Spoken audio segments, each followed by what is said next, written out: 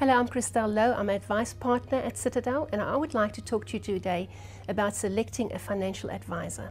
Firstly, you have to look at your advisor's financial qualification. It's advisable to have a certified financial planning qualification to be in a position to provide accurate advice. It's also preferable that the person is registered with the Financial Services Board. Second point, make sure you receive independent advice, that your financial advisor is not biased towards any asset class, investment product or investment fund, and that you receive comprehensive investment advice from him. Thirdly, the fees are very important. Make sure that the fees are completely transparent and you're allowed to ask questions. Make sure you understand the different levels of fees that can be levied on product level, fund level, and also asset class level. Fourthly, trust your advisor. Make sure that you get to know your advisor well. Ask him the right questions.